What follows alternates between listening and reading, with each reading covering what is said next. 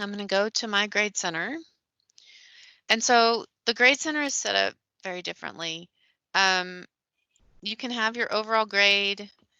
The default is by weighted category. And so if you're used to doing total points, which I have, that's how I have my grades now, you can do that.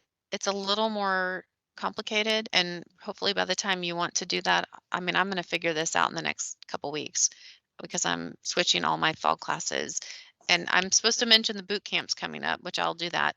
But so you can do a tile view. This is all your assignments. So instead of seeing all your students, you're going to see all your assignments, and then you can click on your assignment, and then you see a list of students. And so you'll see all your students here. You can search by name. You can search by needs grading. You can click on their name to see their attempt. And there's their information. Here's what they turned in. You can click on your grade, the grade that you gave them, and see the rubric. So it's set up kind of differently. You can go back to your, well, somehow now I'm in the assignment. There's the grade book. One cool thing is, so I don't know. So right now in original Blackboard, when you are grading, as soon as we talked about this on when I talked about the grade book a couple days ago. When you're grading, as soon as you hit submit, students get a notification, and sometimes they email you right back saying, "Why did I get that grade?" Or they have a question about it or something. Well, what if I am grading an entire class's set of essays or discussion boards, and I realize, well, I want to adjust this because everyone did this, maybe my instructions weren't clear and I don't want them to be penalized, for my lack of clarity. So I want to adjust the scores. Well, they've already seen it, so then I have to explain that. And anyway, you can grade something and then you have to click on post grade. So you can grade half of them and come back. So I can click on this. And then I only have one student in here, and I've graded this one, but I haven't posted it. So I can go ahead and you can post all of them or you can post one at a time. So yes, it tells you that students can now see. So then it says posted. So now it's posted. And I'm going to just close that. And then here are all your settings to edit things. So these are all assignments that are created in Blackboard. You can create a manual column. But the same thing is true here. Here's where you find your gradebook settings. You're not going to have as many settings in Ultra as you're used to. Here are the default settings. You'll want to create your categories and then set up your overall grade. And then here's overall grade notations, create rubrics. This is where the rubric tool is. So there's no more course management area or control panel. So it's kind of built in more, which I think is good.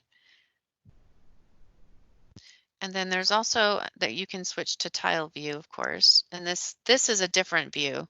This is probably the view you're used to if you switch to this tile view, and you'll have your students listed here, and then you can scroll to the right or left. So you can scroll over like this.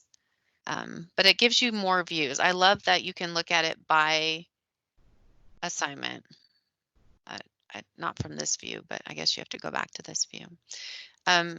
Here's download gradebook. You've got the same, you can download your gradebook into an Excel file, upload.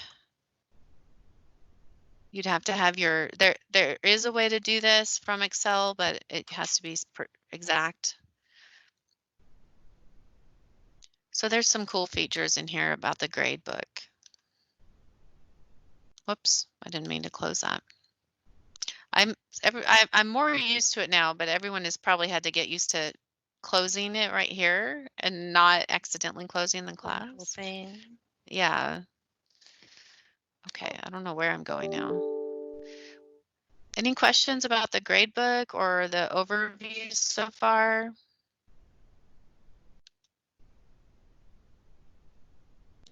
Yeah, I got one. Sure. Who is this? This is Eddie. Hi, Eddie. Hey, can you manually put grades in like you can with Grade Center? Yes, you can add a column. You'll want to have your categories set up. I'm trying to share my screen again. And then I saw Teresa had a question. Yeah, she said, can you do smart views in the gradebook in Ultra? Not how you're used to. There's more options to filter. So you can add a column. How do you do that? Yeah. Oh, so here's a plus. Anywhere you see a plus, you can add some stuff. So let's say this is add a calculation. I clicked on this the other day, and this is where you can create a total points column. And I have not explored this yet, but there's all kinds of cool stuff in here. That's a calculated column, or you can just add an item. This is where you can add a column, Eddie. So let's say it's like lab activity, whatever. Make sure you see how the default is always hidden from students. I would make it visible to students. I mean, there might be a reason you want it invisible, but then you have to remember to come back and make it visible. Put a due date. It forces you to put a due date. You absolutely have to put due dates. Grade using points, maximum points. You could put a category. This is where you want to, and you want to make sure those categories match what you've listed on your syllabus. You could even type a description. It doesn't have to be long. Done on, I don't know, whatever you want to see, done during week 15, and then click save.